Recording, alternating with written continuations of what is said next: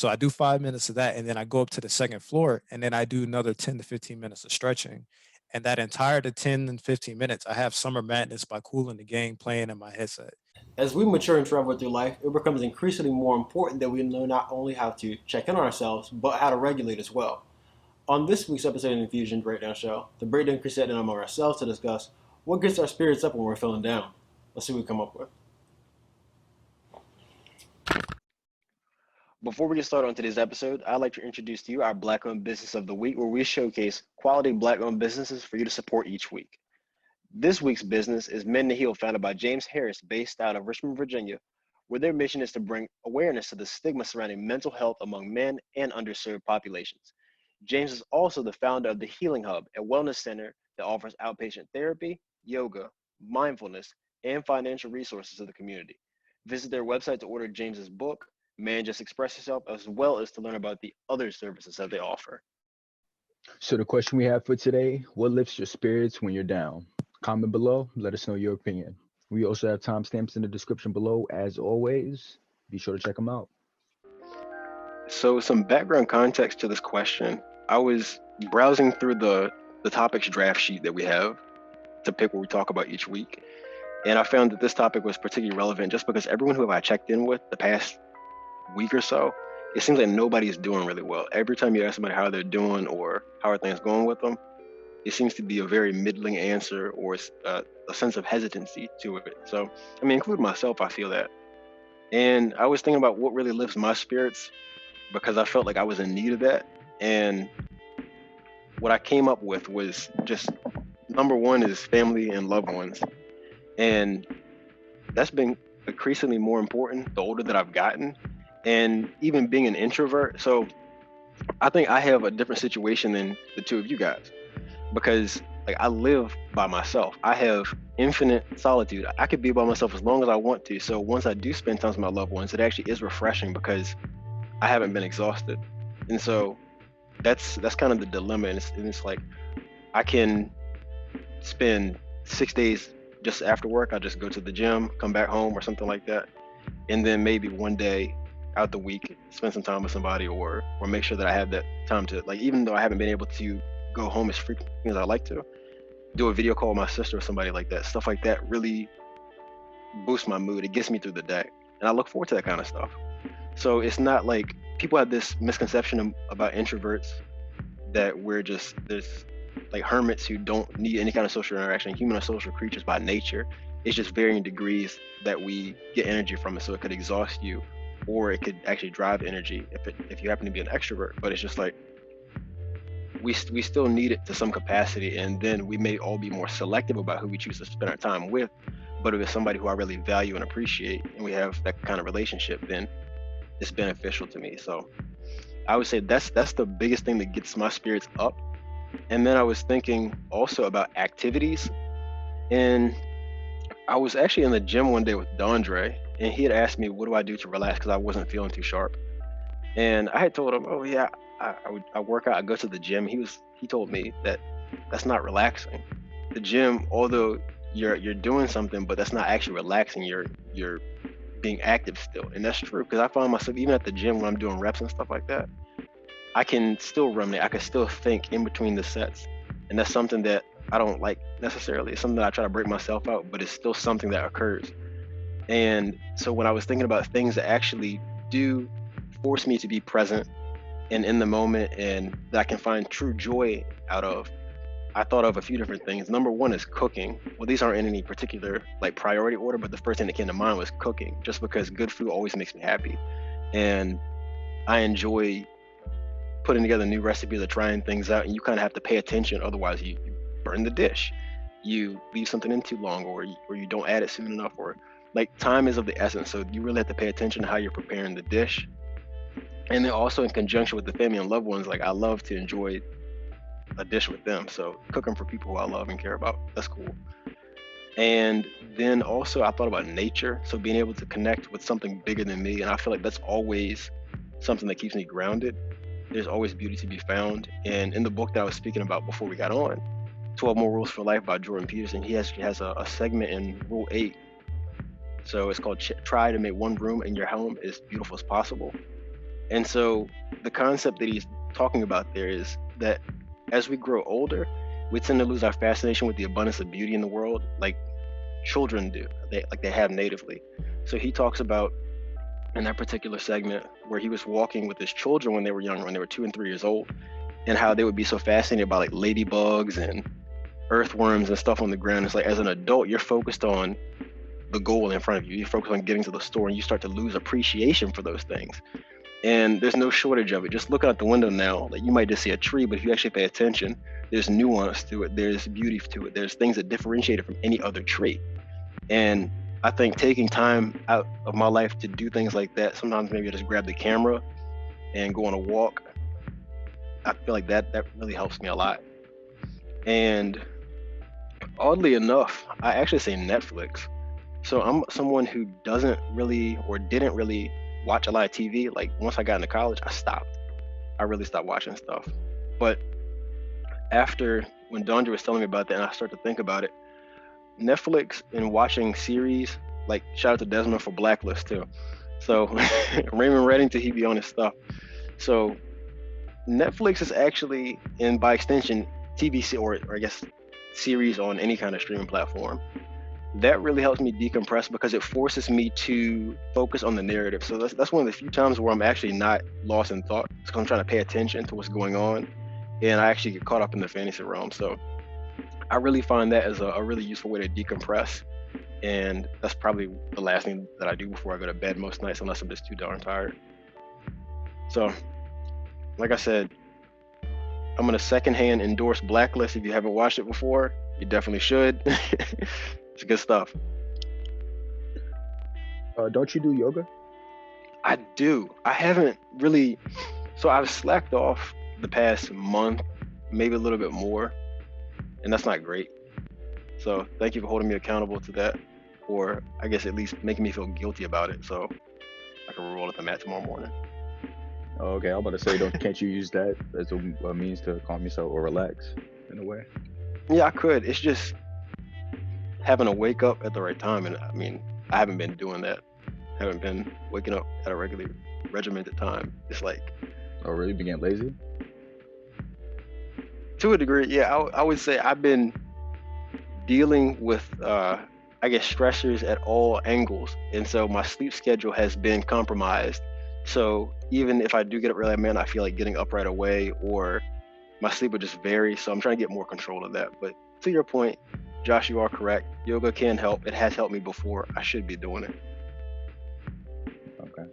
And how long, when you said you like being with your loved ones, like how long you go with your loved ones, can you be with them without your actual introversions taking place and be like, oh, you know what, I gotta, you guys gotta stay right here, I'm gonna go there, like, you know Dude, what I mean? Like, it varies. It could be, so when I go home, it's typically, I don't want to be home for longer than 3-4 days max. And then with certain people, it's just like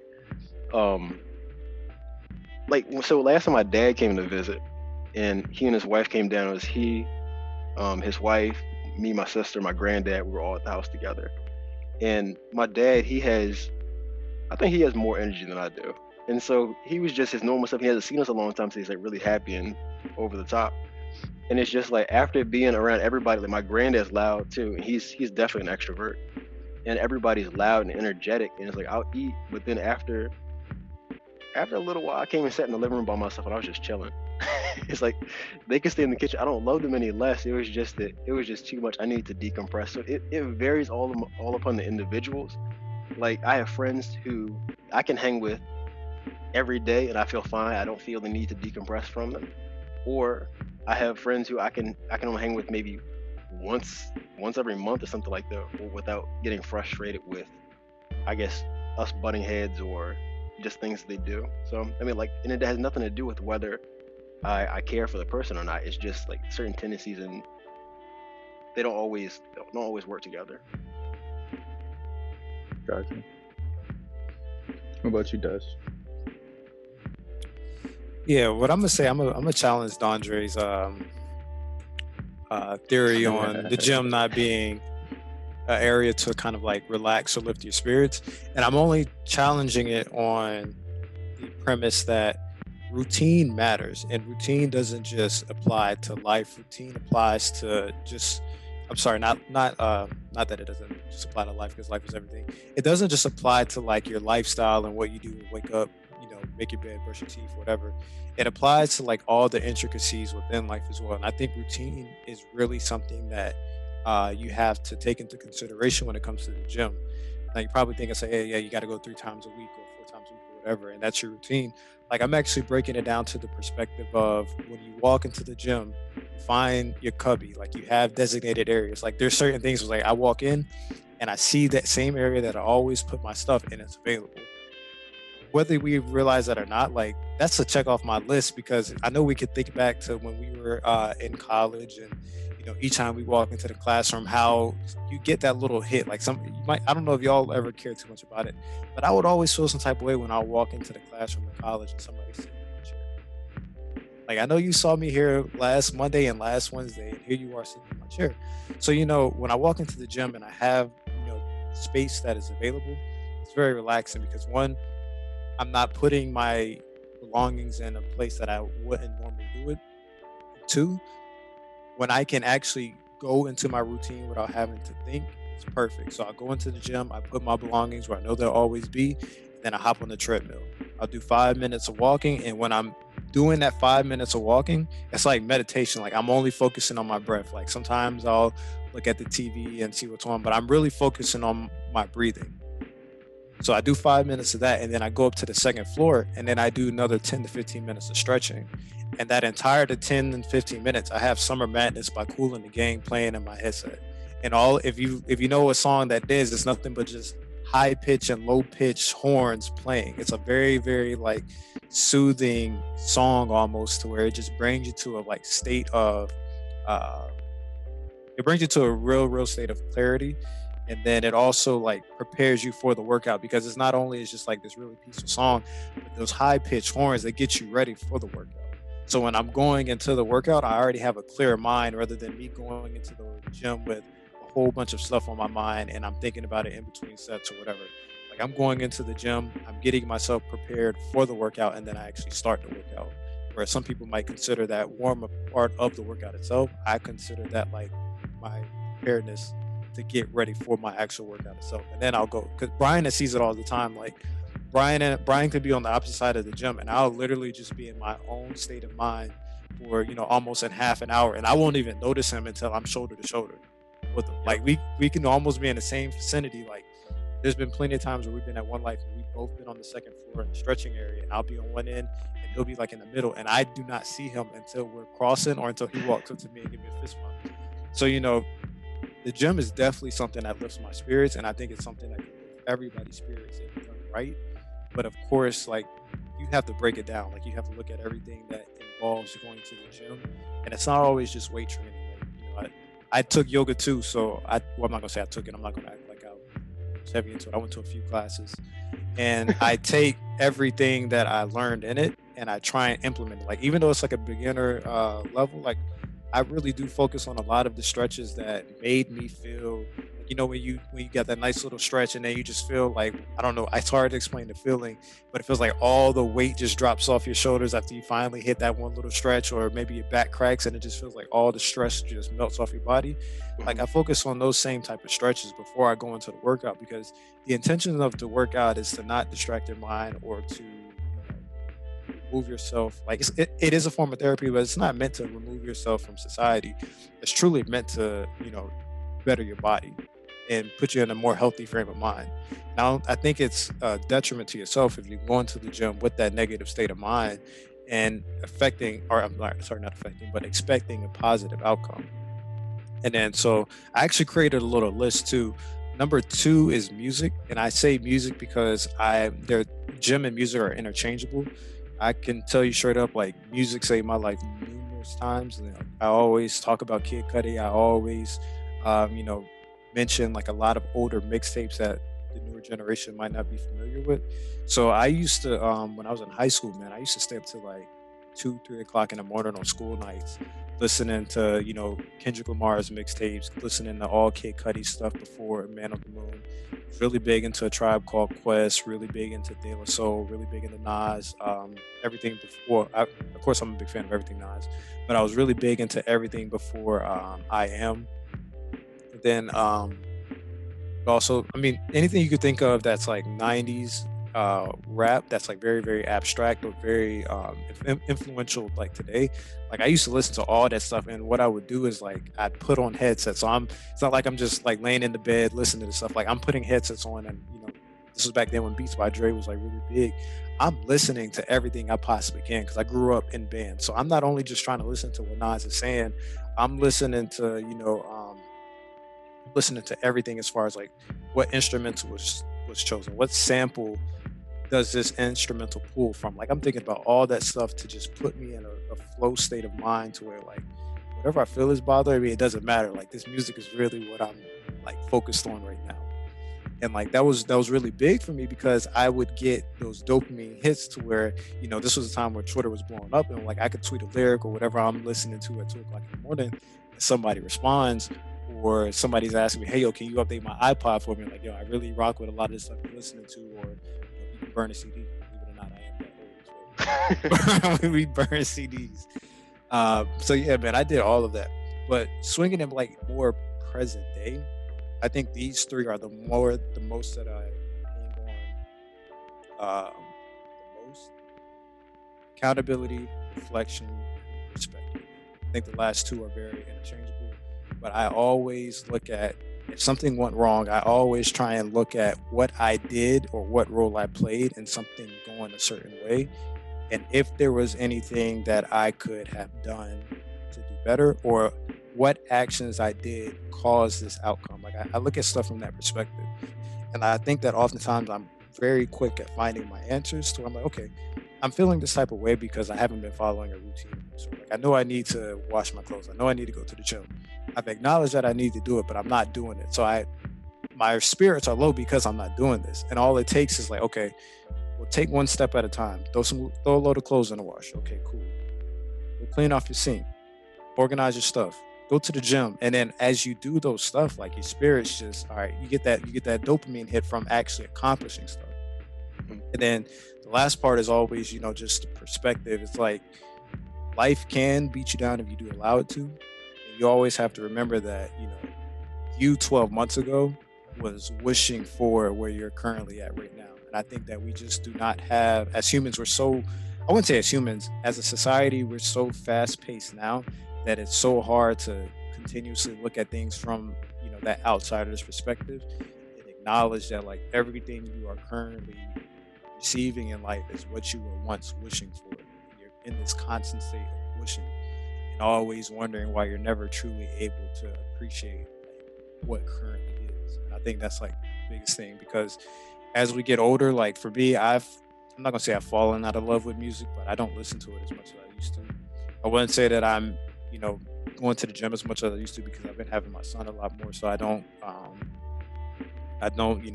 shoulder that responsibility to anybody else but myself. But accountability, reflection, and perspective, you can never go wrong because they're all mental, and all it takes is you to just figure out, your own answers. What you said about the perspective about 12 months ago, you were wishing for where you're currently at.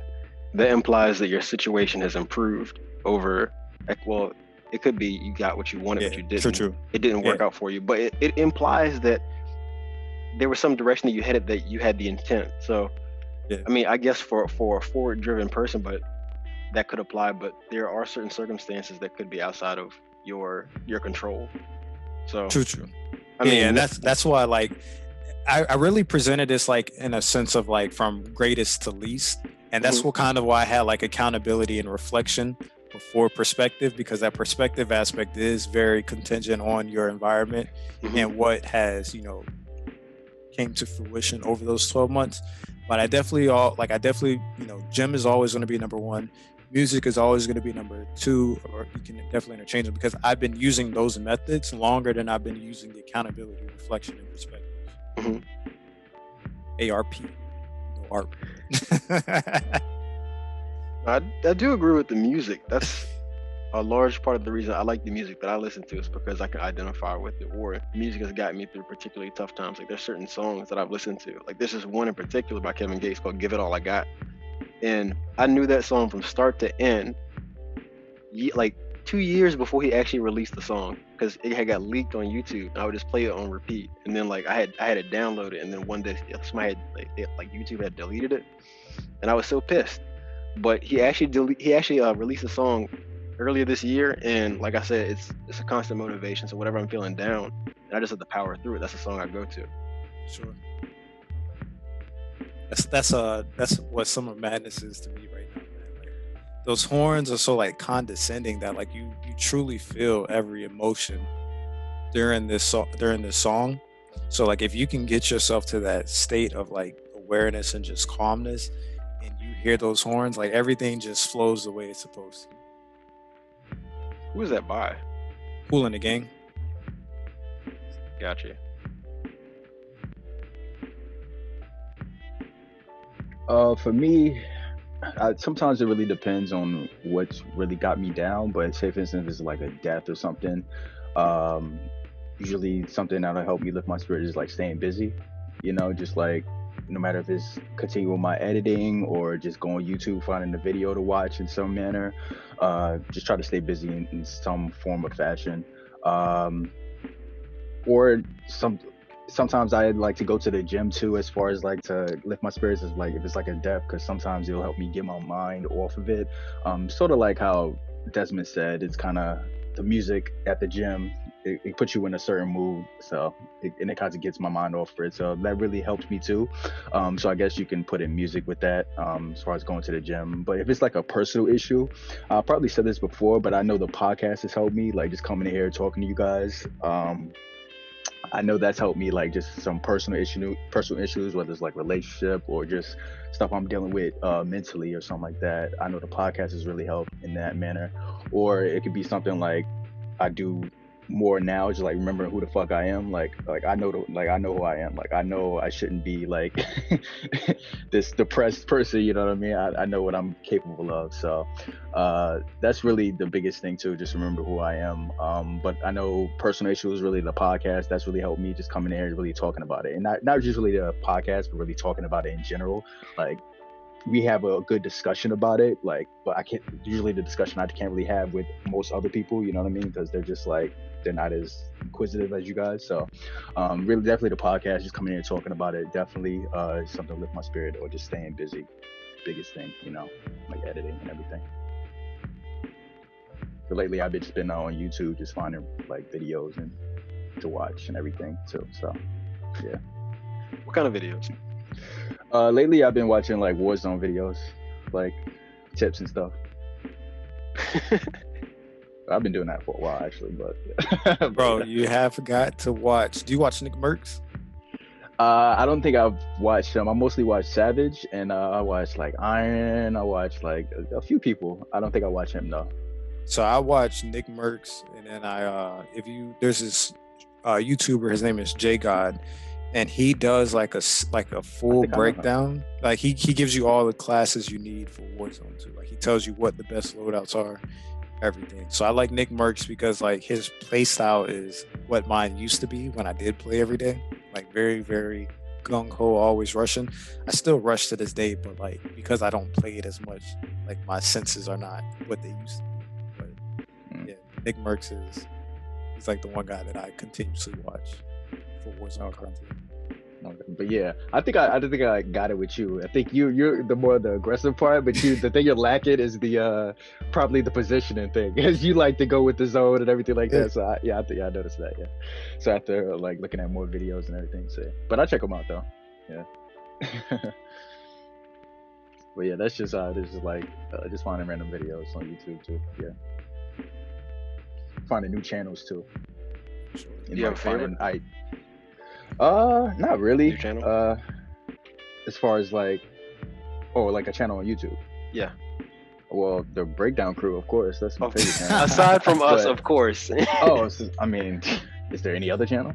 Joshua versus movies. Aside from that too. There's a few channels I like. I like Cinema Cinema Wins. I like that. Like I said, I like Savage as far as like Warzone tips and everything. But it really just depends on what it is, you know. Sure. One of my favorites is I think my favorite is a Star Wars Theory, because I'm a huge. I actually sent Bryan one of his videos of like a theory, and like, man, there's a whole universe of Star Wars that we would never know exists if there wasn't for YouTube, because like they find all this stuff and they have like connections to Lucasfilms, and which is, you know, partially Disney now, but they're like able to get so much insider information from the people who created it themselves. And it's just like, I always talk about like satisfying your inner child is one of those biggest things to lifting your spirits or your energy. And like, I love Star Wars as a kid, so to go in and see this whole different universe of Star Wars that isn't on film, it's like, man, it satisfies my inquisition. And I know anybody that is a big fan of Star Wars, there's a great appreciation for it too. Yeah, I can vouch. Those are some good videos. The one you sent me about Darth Vader. They just have like different scenarios, or like they introduce you like theories of how certain characters are. They do have like a theory section of the channel, but a lot of it is like Star Wars actually has like a big expansive universe based off of comics and books, and like there's Star Wars Legends, and then there's what is the other one? It's Legends, and then there's I can't think of the other one, but it's Legends, and then there's another world. So there's 2 Star Wars worlds, and they're both, I mean, essentially commissioned by, you know, Lucas. Like, people still have to get permission to, you know, author this content, but it like goes into, so, you know, Jango Fett, Boba Fett, all of them have very limited screen time, but there's books and comics that detail their entire life. So it brings into fruition how, you know, maybe these characters on screen have a bigger role than what the screen may actually show. Like, obviously we know Jango Fett was the, you know, the template for the clones, but nobody truly knows how he got to that, how he became to be that template. But if you go and watch the comics, or if you go and watch Star Wars Theory, he breaks it down how he became that template. Where, you know, when he was with the Mandalorian army, he killed a certain number of Jedis with his bare hands, which is unheard of. So Count Dooku sent him on this Renaissance mission, and then when he survived the mission, Count Dooku was there and was like, "You passed the test. Essentially, we want to pay you this amount of money to use your DNA as a template." Like, there's this entire world that exists, kind of like Warzone, bro. Like, there's so much stuff on you know, not necessarily Nick Murks, but like, there's so many content creators for Warzone that shows you areas of the map you probably would never visit, glitches within the map that you would never know existed, or if it's not glitches, it's areas of the map that are like very like areas of, I don't know, where you can land safely and get a lot of money, per se. Like, there's so much stuff that they put on YouTube now that like satisfies anybody that is truly wanting to gain knowledge. And it doesn't have to be, you know, philosophical. It doesn't have to be, you know, if we're talking about this, it doesn't have to be movie related or anything like that. Like, there's a lot of stuff you can find on YouTube. Like, even if you want to do beauty stuff, or if you want to do fitness, like I told you guys plenty of times, like Jeff Cavalier was my biggest, like my most watched YouTube channel at one point when I was truly getting into fitness. Like, I don't watch him that much, but there was a starting point, and that inquisition branched off into, you know, multiple things now that to this day can perfectly tie into what keep my spirits high when I'm down. When he isn't telling you that every exercise is bad for you. Sure. Josh, so there's been numerous studies, and it's a well-accepted fact that having a pet can improve your mental health. Have you noticed any significant change within yourself after becoming a dog owner? What's your dog's name, by the way? I forgot. Name? Yes. Simba. Even though he looks like Scar. He definitely looks more like Simba. Is your dog not black and brown and like has that little gray. He's more brownish. He's more Simba color than Scar color though. That's really what I went by, the color. I think like I always look at Great Danes like as like that darker color. Like yeah, they're brown, but they're like that darker brown. And then Simba's pretty much like blonde with the red hair. But as far as my mental health, I wouldn't say I've seen a significant difference, to be honest with you. My dad's dog did recently die in the beginning of March, so that took a big toll on me.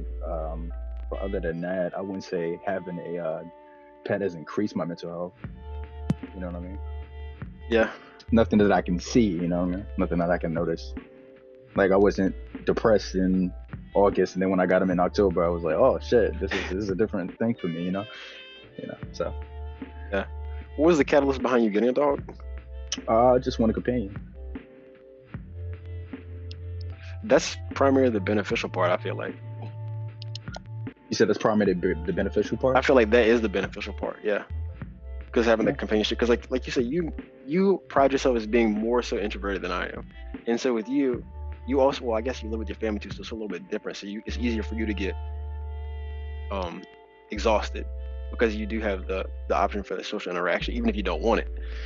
But with you having Simba as a companion is someone who you can, well, not someone, but someone. It's someone that you can interact with on a different basis, and they kind of like for example, there's one thing that I've noticed about animals. I've never seen somebody come home from work and their dog be in a bad mood about them and just start yelling or anything like that. Like people will do that, but Simba's probably always happy to see you, right? Yeah. So even when you're feeling bad, it's hard to be in a bad mood when you're around him because he boosts your mood in that to that regard. Yeah, you don't have to worry about him talking all the time either. Like yeah. That's probably the thing. Like you can't talk like 24/7 with me. You gotta shut up sometime. I can't be conversing with you like come on now. Yeah. But that's the other thing. Yeah, they don't say anything other than bark, whine if they have to go to the bathroom. But yeah. Des, had you ever experienced that? I don't think you have a dog currently, aside from your mom's one that comes around every now and then. But as far as being a pet owner, have you seen any of those effects? I haven't, because I haven't owned a dog in a really long time. Like we had of course the family dog up until like I was maybe in like 3rd or 4th grade, and then the next experience I had with a dog was when the tsunami hit in Japan, and my sister sent her 2 dogs to live with us for a little bit of time, and like I enjoyed them. Like they have their own personality, especially if you have multiple. It's fun differentiating between the 2, like in the sense of what strengths one has versus the other. Like when we had our 2 dogs, there was the biggest one, for whatever reason, is always the most timid, and then the little one is always the most aggressive and always wants to try and eat the bigger dog's food. And it's like funny seeing him older now, because Sydney's mom actually has him, and it's like he's partnered up with this Great Dane and they get along so well. Aside when they get each other's face. Like he's older now. He's probably like 10 or 11, so he has that old man syndrome. But it's just funny seeing like their personalities shift. Well, first seeing their personalities, and then seeing their personalities shift, as they get around different dogs or different people. So yeah. I just me like being someone that likes observing people and getting a kick out of that. Like I can see how it has that effect on me. Like I enjoy my mom's dog when she comes around. I like she's at that point to where she doesn't piss and poop everywhere, but because she's still a puppy, right? She turns, we'll just say she's still a puppy. I don't know when she turns one. I know what you mean, because Simba actually does some of the stuff that my dad's dog would do, like stay in the yard and wait for him to come back when he goes somewhere, or like sit there and just wait for him to come back and bark at everybody that walk past. So just certain things like go in the bathroom and sleep in the bathroom because the floor is colder, So yeah, I definitely know what you mean as far as like adopting certain behaviors. And it was like some stuff I'm like, oh my god, of course you got that from Bear. I'm like, damn. But yeah. Because my dad's dog is like the laziest dog. He just like, because I want somebody to be more active. That's why I told him to fetch and everything. So, but yeah. See, I haven't had a dog to live with me since, like, I had dogs back home and they stayed at my grandfather's house because he had a huge enclosure for them, and that's what they just lived at. But in terms of having one live with me, I haven't had that because as I got older and I would visit Duncan before she died, she definitely did. We both had, I guess, got therapeutic benefits from going on walks together. Because for me, it was not only was I away from Norfolk, I was back in the country, which I can tolerate that for a few days. It's a good way to decompress. So her and I would just walk, and I could tell that she enjoyed it because with my granddad, when he had her out, they would walk around the yard and stuff like that, but he wasn't taking her around the neighborhood and up and down the streets and stuff like that. So it was something that I would like to think she looked forward to. And I really enjoyed the companionship, and it was something to where, like I said, she was always happy to see me, regardless of whether it was a rainy day, a sunny day, or anything. She was always happy, and I feel like that's another reason that I wanted to get a dog, is the companionship, and it forces me to have. I consider myself a responsible individual, but it forces you to really hone that responsibility and get into a strict routine because you do have someone dependent on you, and regardless of whether or not you feel like going outside that day, you have to go outside to take them out. So sometimes it's easy to, when you're feeling down, to stay inside and not want to go interact and do things. But when you have a dog that depends on you, you kind of have to do those things. And so it helps break the cycle. It's like they always say emotion is energy in motion. So it's like I've been able to recognize that in myself as well. It's like if I'm feeling down and I find myself, like, I could just tell, like, I'm not active, I start to retract and start to be more withdrawn. So just by doing something small, like Desmond was saying, like, you start to clean things and you start to move and organize things, and you just go start to run errands and take care of stuff. It's like you start to build momentum. And so by doing one small thing, it could just be something like, okay, I'm going to clear off my desk, and then it's like after I finish the desk, I want to say, okay, well, I'm gonna go clean up in the kitchen and straighten up some stuff that's been in disarray. And then it's just like from that, the momentum builds and you continue to make progress. And then ultimately, I do see a positive effect in my mental state. So, like I said, that's part of the reason why I do think that I would want to get a dog sometime soon. I don't know about right now in particular, just because, like, the apartment, I want to have like a fenced-in yard just for the dog. So that's still something I have in my mind as I'm looking for houses now. Gotcha. Yeah, it's a bitch when you about to go to sleep and you took him outside 30 minutes ago. He didn't go to the bathroom, but now he's trying to whine because right when you about to go to sleep. But yeah, it definitely gives you a routine though. So it's definitely a good thing. I mean, so I guess you could say it's like kind of like a prerequisite to having a kid.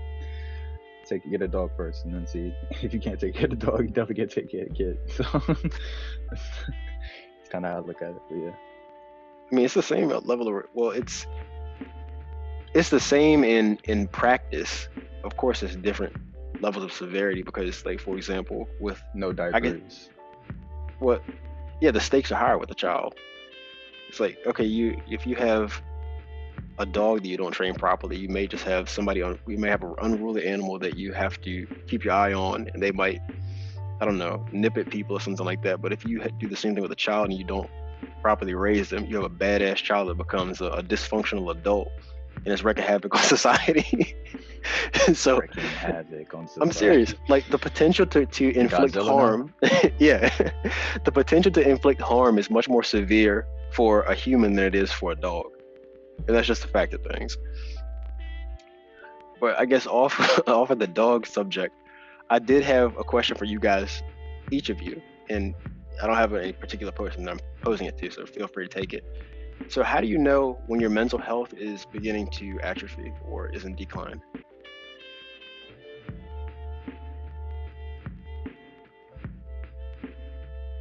You can go, Des. I think the most obvious is like for me, sometimes I'm not gonna lie. There's days where I will be so fatigued where I'll go a day without showering, and I'm like, I don't shower, and then on top of that, I don't clean up, and it's like I'm just in a real big disarray of dysfunction. So it's typically all it takes is about a day for me. Like I won't. It's not like okay, 24 hours. Like you going 24 hours like this. Like a day could be to where like I took a shower in the morning and I don't take a shower until the next night, something like that. Like it'd be something quick like that. Like I've gotten really good at you know, stemming everything in the beginning, because I mean cleanliness is really a really big you know, first sign of your mental health starting to, like you said, atrophy, atrophy, Yeah. yeah, atrophy, and then second would be making excuses like, nah, I don't want to go to the gym today. I'll go to the gym tomorrow, and then tomorrow turns into the next day, into the next day, and then you're finally dealing with that snowball or that mound of next days because you didn't go when you first should have went.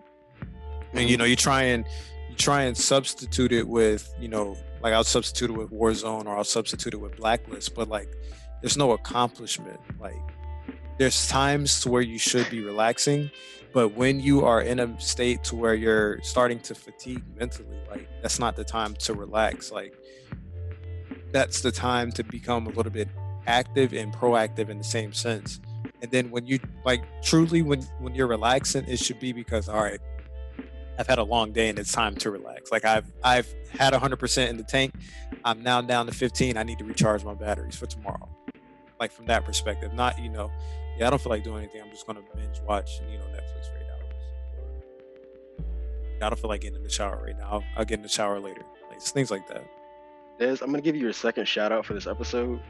So a few weeks ago, I forget which episode it was, but you had mentioned, or maybe it wasn't even a recorded conversation, but you had mentioned about prioritizing your mental health with regard to like your routine and things like that. Like sometimes you said you had only went to the gym maybe 3 times that week or 2 times for the past few weeks because you had been using that time to play Warzone or whatever game it was in order to decompress.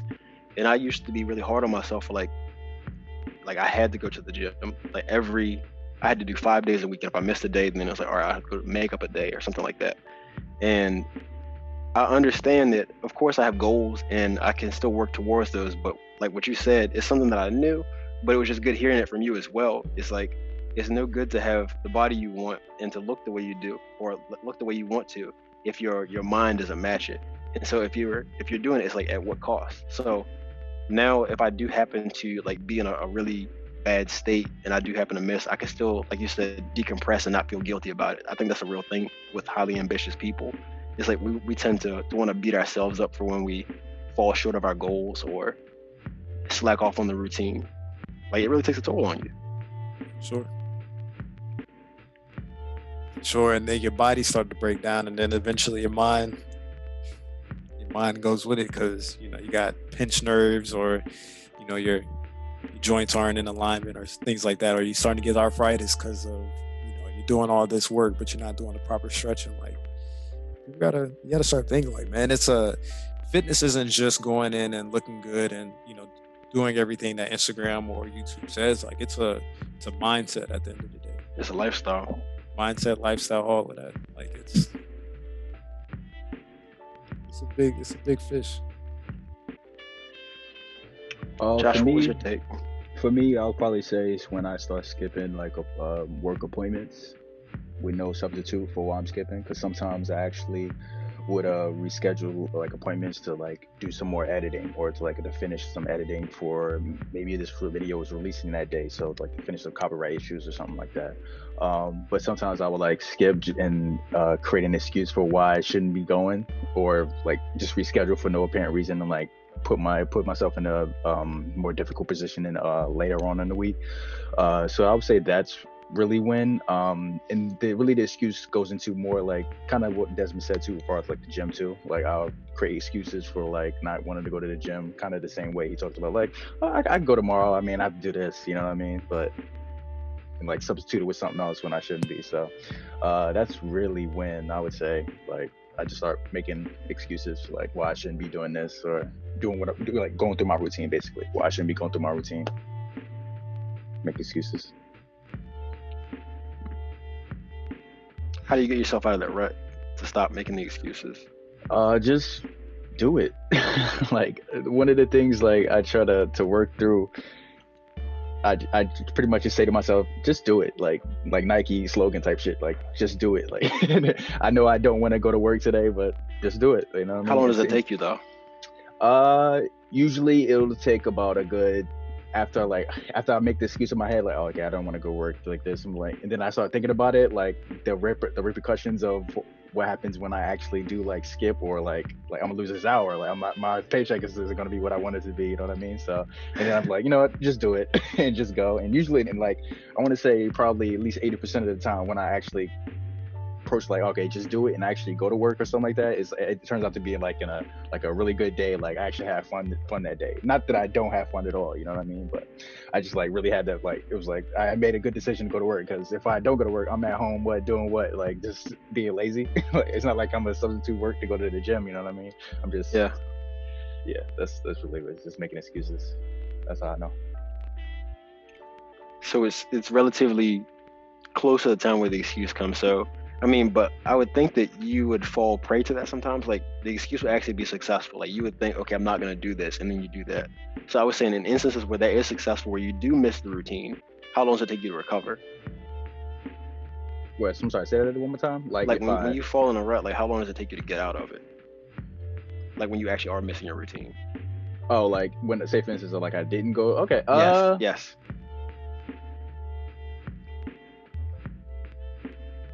Usually I know, like usually in my back of my mind, like I know I'm like skipping out on this, like I'm in this rut and I need to get out. It's just about it's just about like what I said, like just do it. I just like change. It's like kind of like a flip of the switch type of thing, you know what I mean? I can't really explain to you like how I think about it when I do it, but yeah, it's like kind of like a flip of the switch type of thing. Like, okay, I need to do this, like because usually I have the answer in the back of my head, like, oh, I'm doing this wrong, you know what I mean? So I need to fix this, but usually I don't do it because I'm being lazy or I'm making excuses for it. So, but yeah, that's why. I would definitely agree more with the first point that Desmond made, aside from like the shower thing. But I can start to notice the disarray in my apartment. It's just like I may have did the laundry, but it's in a heap beside my bed. Or I may notice just other things, like my desk will become cluttered, or just my space seems to be directly reflective with my mental space as well. And like that's part of the reason why I think having like a cleaning routine is so beneficial. And it's almost without fail, when I notice that I'm in a shitty mood, or if I haven't been, or I guess to be more PC Josh, when I'm feeling down, I notice that my space directly reflects that. And I don't know whether it's a one is more like the chicken or the egg, like where I'm feeling down, so as a consequence I don't upkeep my space as much as I should, or is it because I'm not keeping the space that it's having some kind of subconscious effect on me? So I do think that regardless of one causing the other, I don't think they certainly help each other. Well, I know for a fact having the dirty space doesn't help the mental health, but I don't know if it directly causes it. But you can undo those just by taking the simple measures to straighten up, and then like with you taking some kind of action, like I was saying earlier, that breaks the cycle of not moving and doing things. So that's how I typically notice that my mental health is in decline and needs some kind of repair, or I need to have some self-care. And then also I noticed that when I stop enjoying things that I normally do, or they feel like a burden, like I really like going to the gym, but if it feels like I don't want to go for a particular day, there's a reason. It has to be, because otherwise I would have no qualms about doing it. And it's just like, once I notice that's going on as well, and things that I have like regimented into a routine, then that's when I know it's really serious and I really need to double down and kind of address those things. And I think what you were saying about that, Desmond, earlier, you were saying that that's when it's more important. And like, even if it's just something with a viable substitute, so I might not go to the gym, for example, but to have something else that I'm still getting up and moving and doing something that's going to benefit me in the long run. So it's always a mixture of those two things when I can tell that I need to up the self-care and address those kind of concerns. Facts, because sometimes it's not even just going to the gym. Sometimes like you going to the gym was the step one, and then you getting the groceries was the step to follow that. And because you didn't go to the gym, now you're not doing either one. Yep. Like I'm still on my end, like learning, like, okay, if I don't feel like going to the gym, still got to do something, like go get groceries. And I do that more now. Like I've had Lucas a lot more recently, so I haven't been able to go to the gym, but like I'm like, all right, I know we haven't been going out as much because of COVID and whatnot, just taking precautionary measures. I was like, bro, we're gonna throw these damn masks on, and we're gonna go up to Bed Bath and Beyond, and we're gonna get a new comforter, and we're gonna get a new shower curtain. We're gonna go up into Target. If you want new car set, we'll get a car set, and then we'll get all the food that we need to get. Like it's just making stuff shake. Like just because you don't have the accessibility or the means to do things that normally make you feel like you. Like I think you're robbing yourself of the reality that you is forever changing, and that you gotta take what hand you're dealt at that given time. Like you're not always going to be the dealer, or you may never actually be the dealer, or you may never get that favorable hand. You might not always have your two aces, but sometimes you can make that 7 and that 6 become a full house with no issue. And life still continues. Like you don't have a choice. So it's either you stagnate or you make, like you said, make stuff shake. And while you were talking about that, I actually thought about one more thing that I can kind of notice that is a signal of the atrophy. And that would be like talking to people less. Like already I'm fine with going a few days without talking to anybody. Like that's nothing. But if I notice that that's not by design, like I'm almost kind of like hoping that I don't hear from anybody that day for too long, and I don't want to talk to people that I normally do enjoy talking to. I notice that that's a pretty significant indicator that something's off and I need to attend to myself more closely.